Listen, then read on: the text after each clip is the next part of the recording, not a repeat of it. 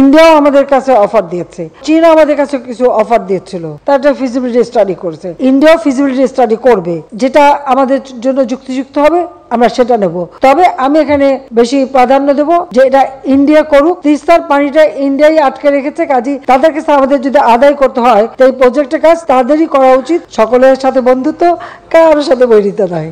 আমাদের তিস্তা প্রজেক্ট কিন্তু আজকের না, এটা বহু যুগের। এই প্রজেক্ট বহু যুগের প্রজেক্ট, বহুদিন থেকে এটা চলে আসছিল।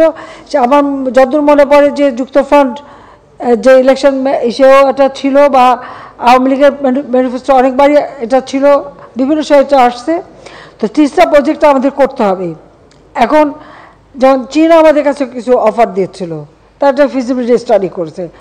ইন্ডিয়াও আমাদের কাছে অফার দিয়েছে, ইন্ডিয়াও ফিজিবিলিটি স্টাডি করবে। এটা করার পরে যেটা আমাদের জন্য যুক্তিযুক্ত হবে আমরা সেটা নেব। তবে আমি এখানে বেশি প্রাধান্য দেব যে এটা ইন্ডিয়া করুক, কারণ তিস্তার পানিটা ইন্ডিয়াই আটকে রেখেছে, কাজী তাদের কাছে আমাদের যদি আদায় করতে হয় তো এই প্রজেক্টের কাজ তাদেরই করা উচিত। তারা প্রজেক্ট করে তখন এটা যা প্রয়োজন তারা দেবে। এটা তো একটা ডিপ্লোম্যাসি, যেখানে আর কোনো দ্বিধা থাকার তো কথা না। চীন তো রেডি, কিন্তু আমি চাচ্ছি যে এটা ইন্ডিয়া করে দিক। তাহলে এই প্রজেক্টটা করলে তো এই প্রজেক্টটা যা দরকার ইন্ডিয়া দিতে থাকবে। ঠিক আছে, যা সাফ কথা, রাখা নাই। আর আমাদের দক্ষিণ অঞ্চল সব থেকে বেশি অবহেলিত, পদ্মার ওপার। কাজে এই দক্ষিণ অঞ্চলের ডেভেলপমেন্টের জন্য আমি চীনকে বলছি যে সব থেকে অবহেলিত এবং ওখানকার কাজগুলি করা খুব কঠিন।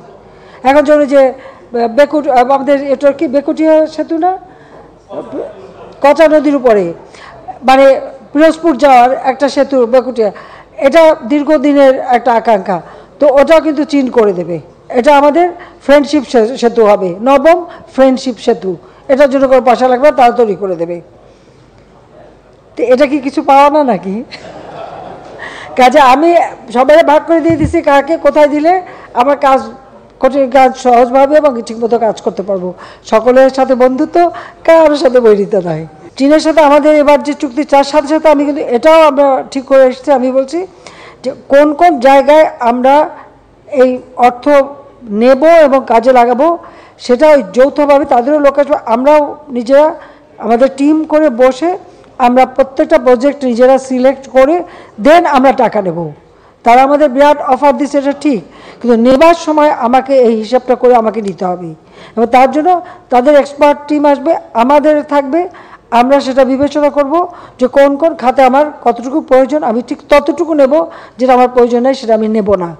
সেইভাবেই কিন্তু আমরা সমঝোতা করে এসেছি। এবং চীনের মাননীয় প্রেসিডেন্টের সাথেও এই কথাটাই হয়েছে যে এভাবে আমরা, তুমি দেবেন, অনুদান দেবেন, সব দেবেন, কিন্তু নেবার বেলায় আমরা এটাকে আমাদের মতো করে হিসেব করে তারপর আমরা নেব।